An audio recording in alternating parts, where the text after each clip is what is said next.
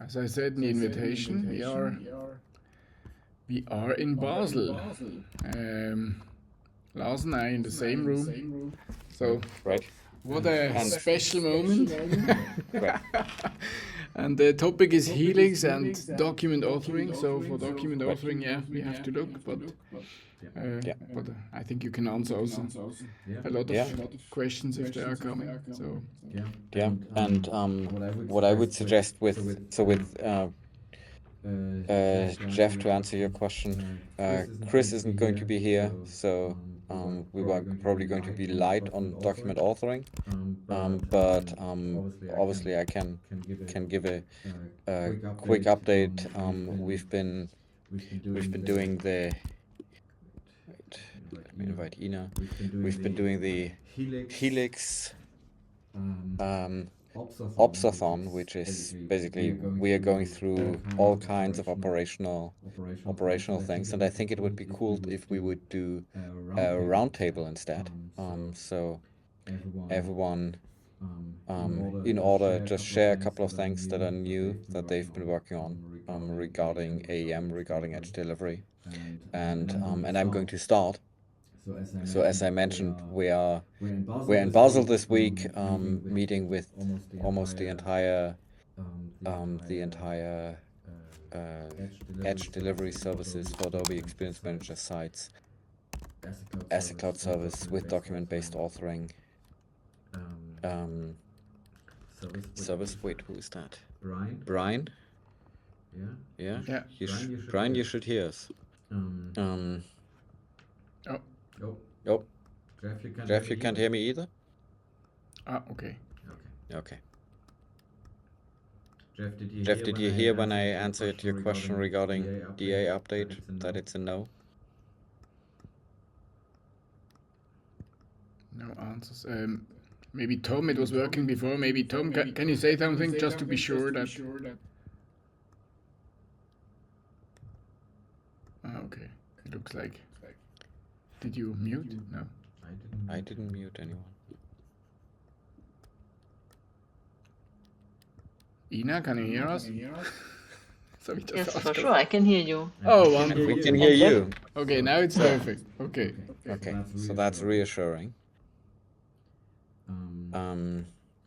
Okay, where was I? I was in Basel, at the operations hackathon. So we are basically the goal of these hackathons is not to hack up cool stuff, but to use physical presence and peer pressure as a way to force us to do cleanups, things that nobody wants to work on, unless enough colleagues are in the room, and that's exactly what we've been working on. For me, there have been two areas. One was migrating customers of Helix.live onto aem.live. As you probably know, last year we released Helix 5 and one of the changes in Helix 5 was that we changed the domain name for delivering preview and live sites from helix.page and helix.live to aem.page and aem.live. And we are and last year in December 17th, we announced that we are going to shut off the helix.live domain by December 18th this year. And so far we've managed to get 99% of the traffic volume shifted over. And 99% still means that there's a significant amount of traffic, significant to the site owners who own them, of course, that's still delivered from helix.live, and we want to get everyone off helix.live and onto aem.live. And that's what we've been working with, basically reaching out to customers left and right, remind them to change their CDN origins from hlax.live to aem.live, and this is always an exciting event because when do you touch your CDN? Ideally never, and then you touch it during go live, and unfortunately we have to make you touch it once again, so that you are upgrading to Helix 5, and that was priority number 1 for me. Priority number 2 was to develop a plan to further increase our operational resilience and our availability. And as you probably know, we have an architecture that is based on 2 completely separate stacks for delivery and publishing. Well, two complete stacks for delivery, and one is based on Cloudflare, the other one is based on Fastly on AWS, and this has been helping us quite a bit when it comes to delivering services. Just since we last spoke, we had a massive Cloudflare outage that we survived quite well. And we had a couple of smaller Cloudflare outages. And in each of these outages, we basically reacted by taking all traffic that is assigned to Cloudflare, shifting it over to the Fastly stack, better the hatches, and then wait for things to get better, and then we turned it back. And the pieces of the operational stack where we want to improve are interestingly things like on-call alerting, and we have a couple more people that we can try to invite. On-call alerting, which means if something is up, we have a system that is calling one person out of the team, and this system, interestingly, has proven, and I'm not going to name any names of vendors that we are using there, but the system that we have has proven to be less than reliable, and it's really interesting, right? When the weakest link in your fire prevention system is the fire alert that is calling the fireman, and that's one thing that we want to fix. The other one is mainly a hypothetical issue, which is to improve our logging so that it's fully redundant. We never had an outage when it mattered, but there's this hypothetical possibility that we have a whole cloud outage, in which case we would lack visibility, right? And lacking visibility is normally not a big issue, because if nothing is happening, not seeing anything is not a big deal. But if things are super interesting, you definitely want to be able to see things. So that's the second part of what I've been working on this hackathon. So that's my update, and I would like to hear from you what you're doing on Edge Delivery right now, on AEM in general, and if you have questions or if you have updates to share. And Tom, you're the next person on my screen, so I hope it's okay. I hope it's okay if I call you out, and I can already tell Eric that you are the next one up. So I know that Tom is a quick thinker, so I can always pull him up on a moment's notice. Thank you, Lars. Yeah, currently what I'm working on is a set of, I'm improving, I create this website called allabout.network, and I've written lots about EDS on there. I'm polishing my examples and working with web components, improving the way that I get AI to work with EDS, creating a a playpen for AI that lets AI look at the code, create tests, run Google Docs, everything all in one. Because at the moment, it's a sort of disjointed experience with AI, and I'm improving that. And I've written a big, extensive blog post, which I've shared with Lars and Dom. So yeah, that's where I currently am. Great. Yeah. That's a not so subtle reminder, and I see Dominik glaring at me because I promised to write a blog post referring to your post. So yes, it's noticed. Tom, speaking of AI, what models are you using most of these days? I use Claude, Claude 4. I use it via rule code inside Cursor. Okay, interesting. So So that yeah, root code inside Cursor seems like an interesting combination because I would think you get a lot of this just out of Cursor on its own. So what makes root code special? root code, I love its architect mode and the planning work and the debugging, the different modes, which are just different system prompts, of course. But they help with the structure and the mind piece before you begin actually creating code.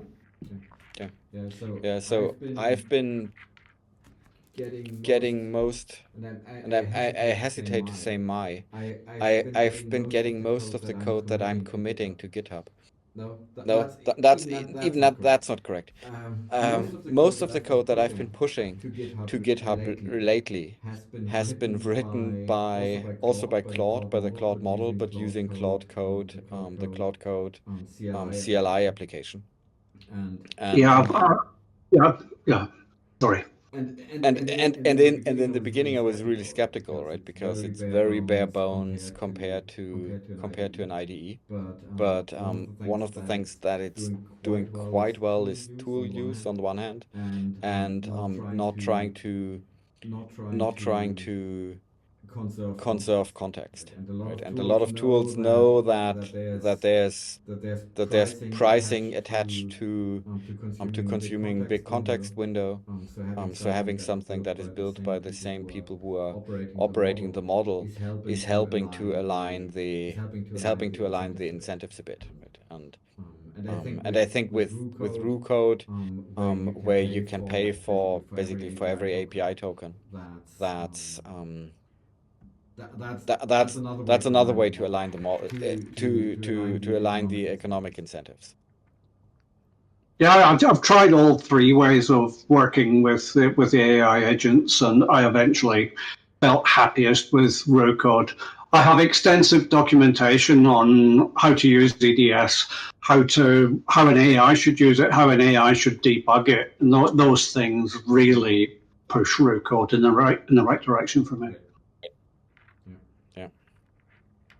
And that is the main point of my blog post is how to use those tools for your advantage. Yeah, looking forward to Okay. it. Good. So I will push. Right. Thank you. Okay. Thanks for the update, Tom. Cheers. Okay. Eric, what's happening on your end? And I'm already giving Oliver a call out. That I will ask you too. Yeah, got a couple things going on, both professional and personal.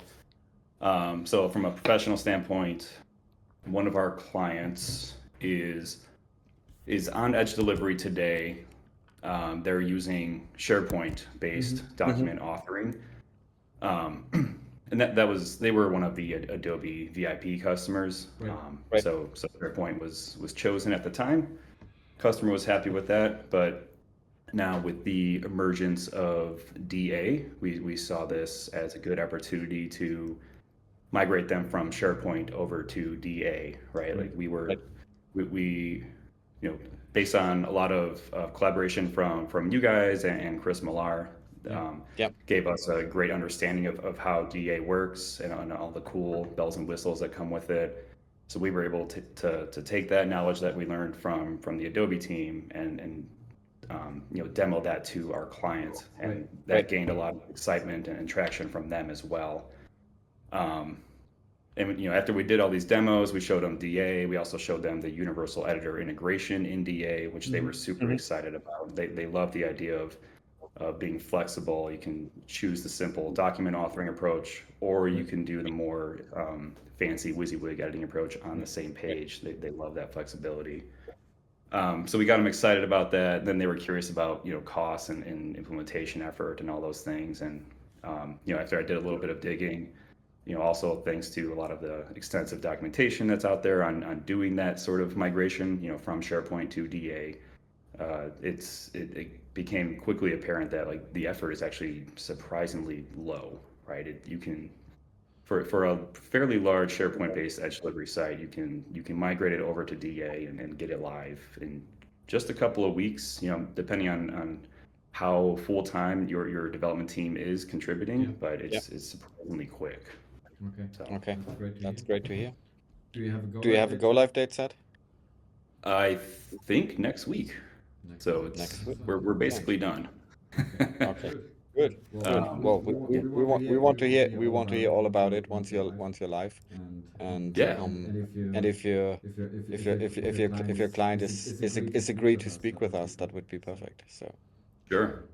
Yeah, and we have plenty of lessons learned and a couple of things to watch out for along the way. So yeah, happy to speak more to that. Yeah.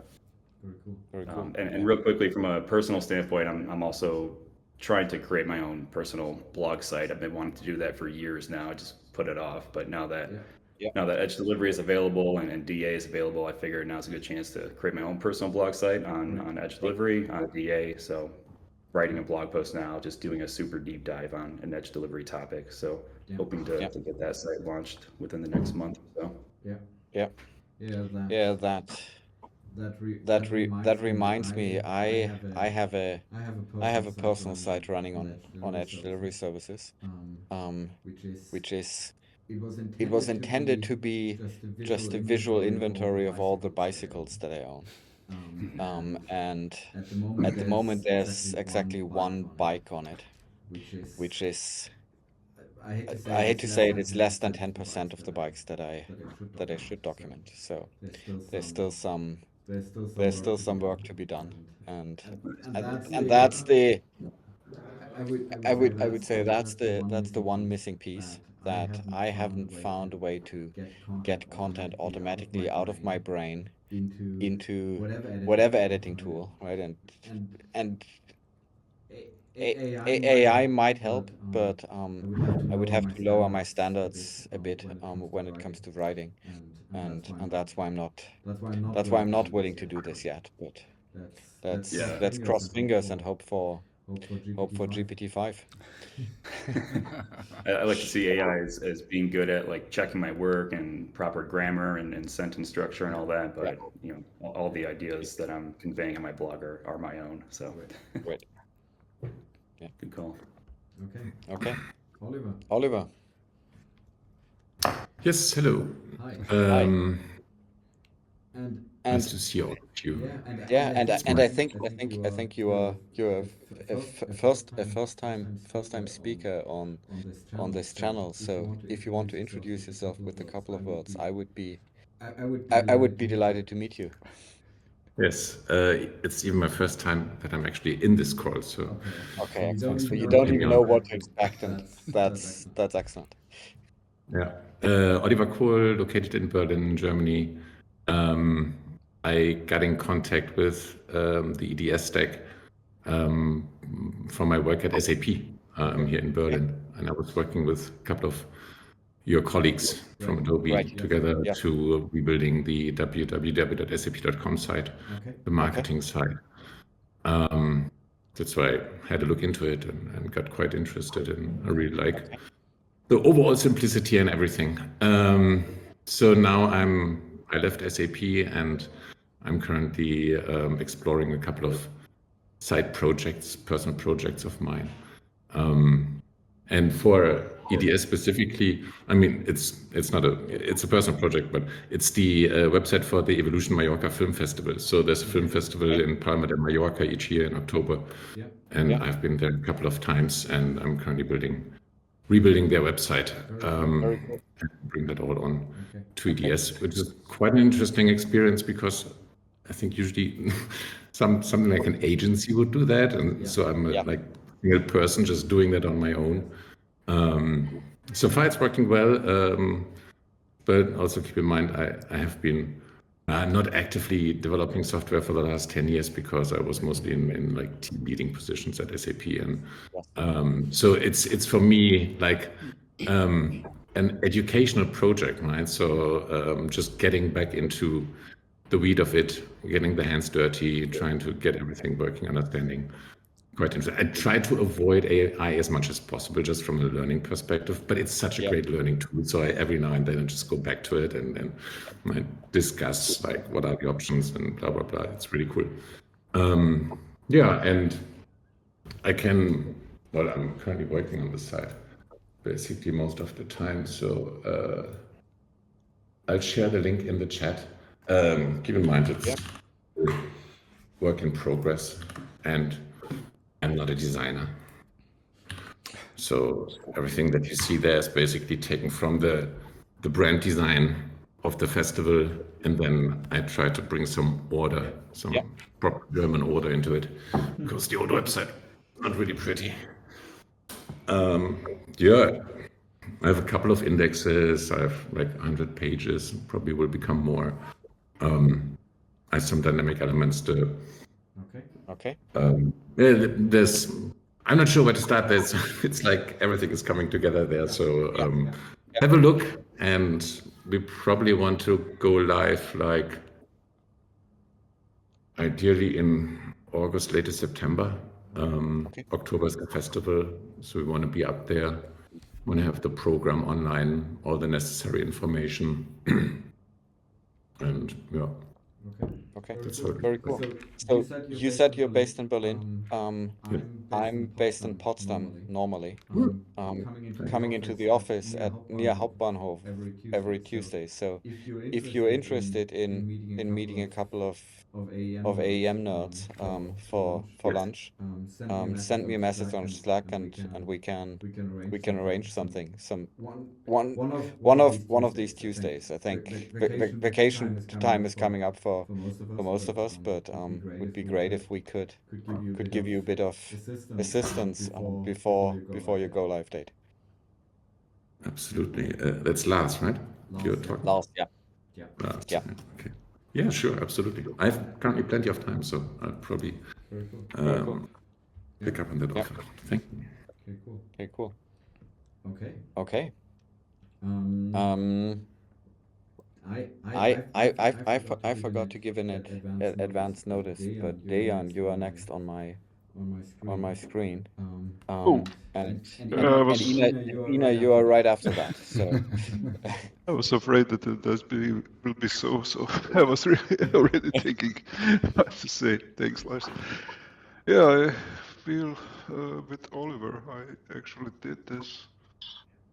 It's almost 5 years ago. The returning back from managing people and so to managing code again. So, and I must say, I feel much more happier. I think that's a journey that many of us had. I did the same in order to start with Edge Delivery Services, right? And I would say the other thing that really was interesting for me is I spoke to Philip, a colleague at Adobe, who's we've been working together on digital asset management for Communique.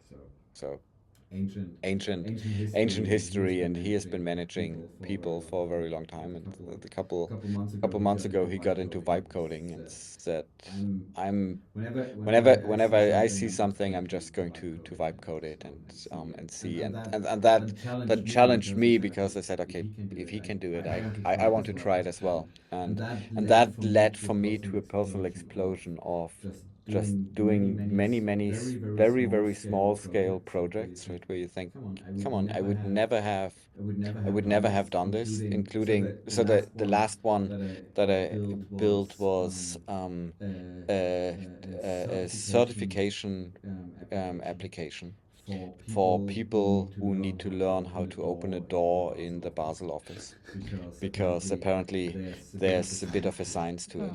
And that was something that you come up with the witty prompt over lunch, and you come back from lunch, and there's your app, and you give it a try, you give some feedback, and that is right.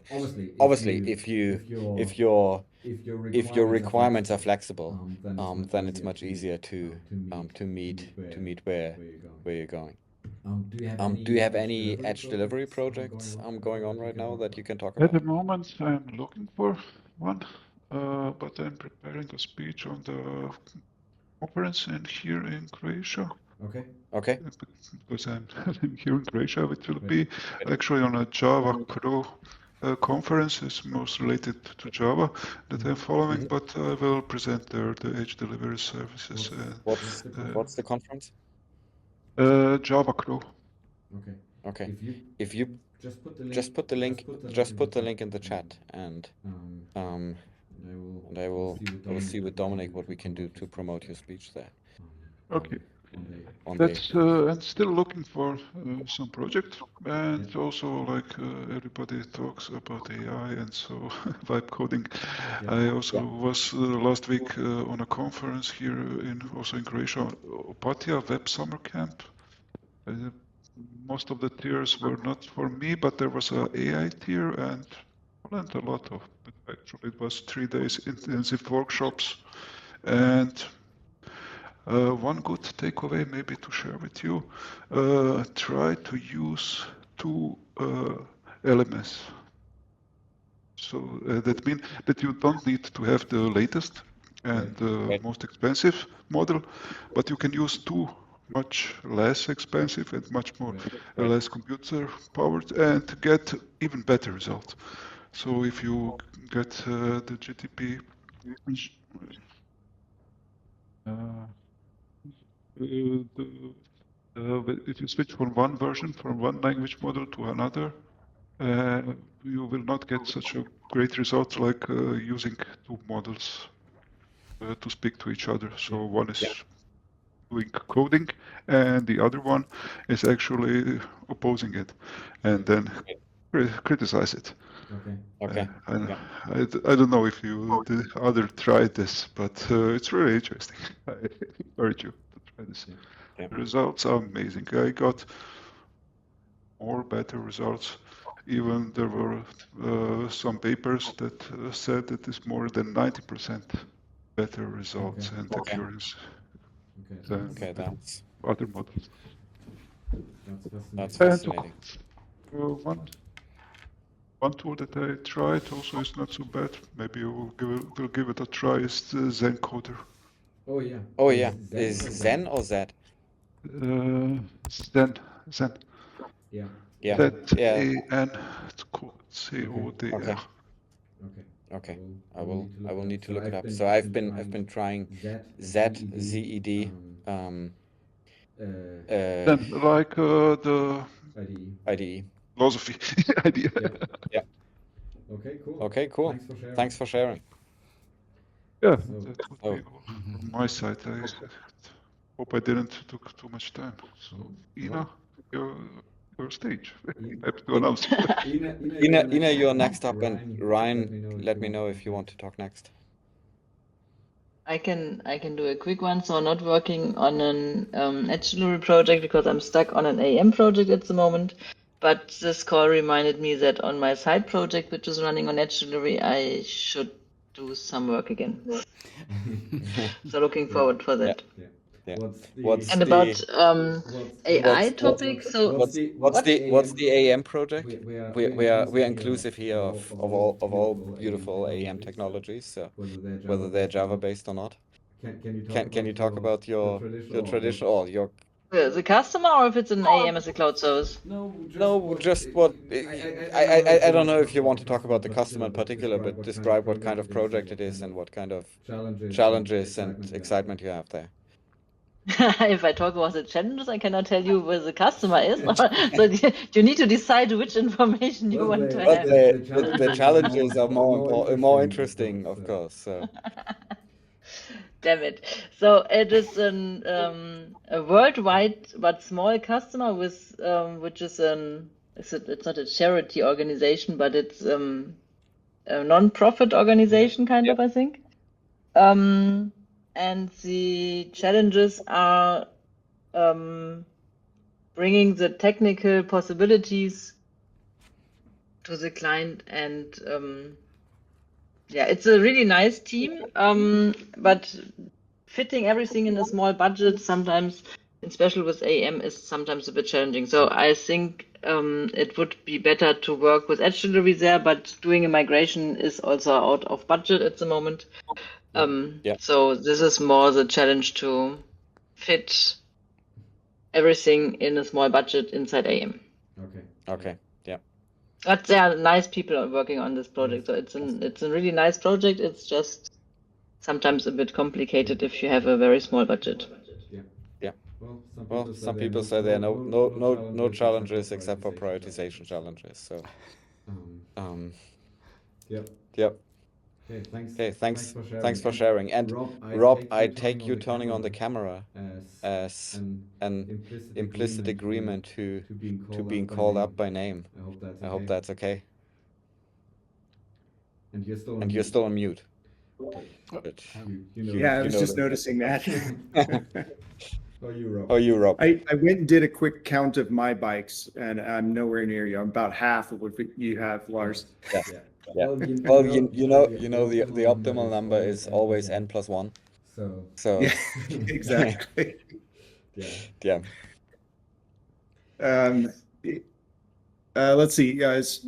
I don't know if many of you know me, but I'm on the Adobe Consulting Services team, and I've been working with Edge Delivery now for a few years, and I've been on most of the projects that have come through Adobe Consulting, and I'm currently on like six different engagements, and they're, Edge Delivery with Commerce, Edge Delivery in AEM and Universal Editor, Edge Delivery with DA, and Edge Delivery with SharePoint. I haven't had an Edge Delivery with Google Docs yet, but anyhow. I think what we see Edge Delivery with Google Docs is right. A lot of startup customers are using this, right? So they tend to use the newer stack, but then for better or worse, they stay away from ACS as an agency. So that's why you might be seeing a bit of a selection effect there.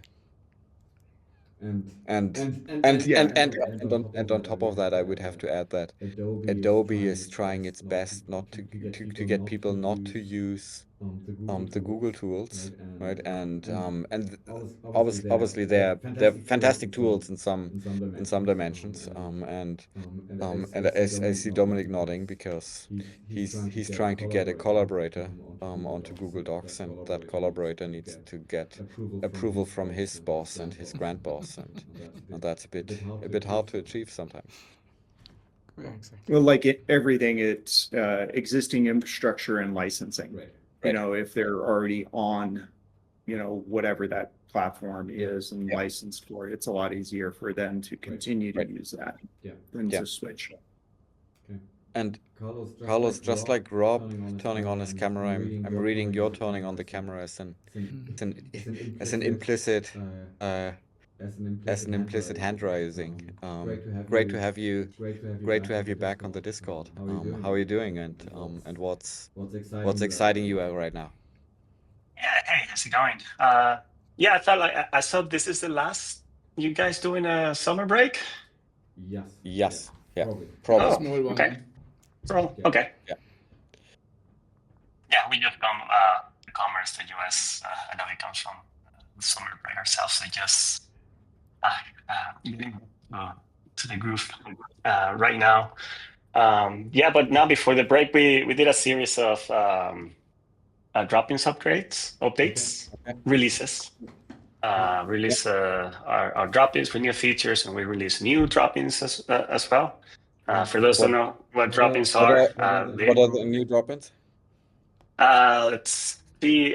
We have well, drop-ins are for those that don't know, these are components, micro-front-end components that power our new storefront and Edge Delivery Services. We have a commerce boilerplate, which is a fork of the AEM boilerplate, where we have sort of the initial startup boilerplate for commerce, and it has all the commerce functionality like cart, authentication, PDP, product listing page, checkout, and those are powered by these drop-ins.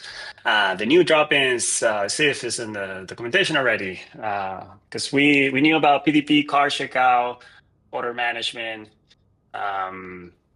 authentication and account. The new ones are wish list.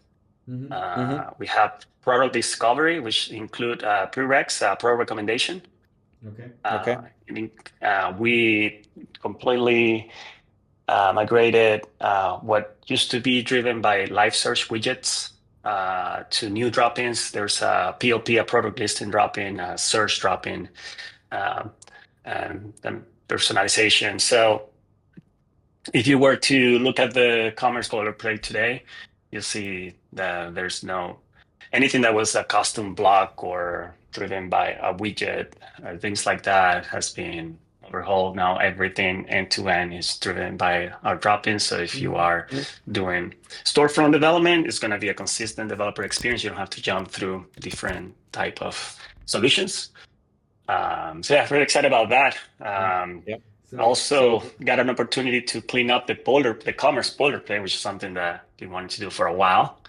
But yeah. How does the product recommendations drop-in work? Can you share a bit about the recommendation algorithm and the approach that's at play there? Well, yeah, the low details can probably bring somebody the tech lead on that project for the next Discord. I can give us more details. What I know is just that our data solutions, right? Like the service. I'm blanking out. Yeah, their solution is pretty much the services that our PLP Live Search uses directly with Adobe Commerce.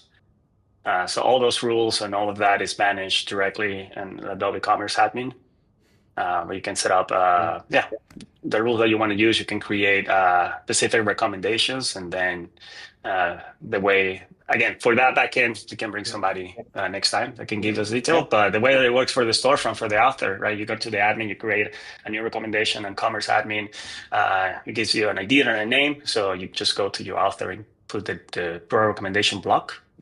Put the ID of the recommendation, and the storefront has all the data collection script initialized when you use the boilerplate. So when that gets activated, it displays. Okay. And I see Ryan putting in the chat. I'd love to hear more about the algorithm if possible. Means Carlos, Dominik, and I are going to connect to find out who the expert is and drag them onto Discord, so that we can squeeze out all the knowledge. And I love solutions like this, right? That take very heavy lifting on the server side and combine it with the lightweight interface that you can just drop into your site. So I'm excited. Yeah, I see a question from Rob about comments pre-renderer. Is this what we know about bring your markup SSR? Is that the question is about? No, just with a lot of the edge delivery and commerce sites that we're working on, a lot of them are using that pre-render because you have folder mappings are traditionally right. used with it, but that's being deprecated. So I assume that's why the pre-render was created, so that you could pre-render all of those PDPs and PLPs from commerce for edge delivery. And just, I'm wondering, what can you tell us about that? Do you know much about that pre-render and, where it's going, how, it's things that are happening in edge delivery services are impacting what's happening in commerce from the drop-ins and the pre-renderer standpoint? Yeah, we could do a whole topic on this, Lars.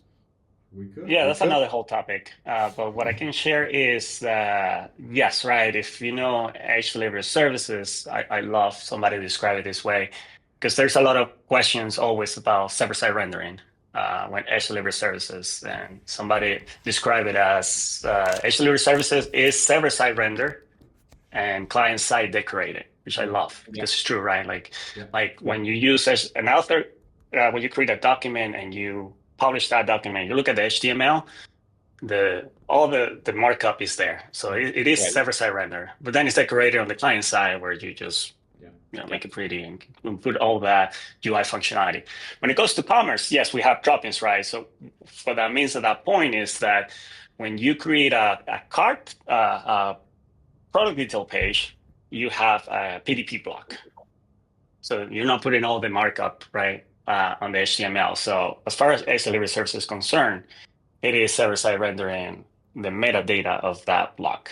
And then the drop-ins kicks in and renders the UI.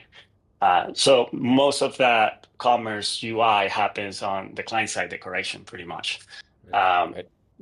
So that becomes a problem for pages like you mentioned, PDP, PLP, product detail, and listing page, because those are critical pages that you want to be server-side rendered for better performance, for better SEO, and all of that.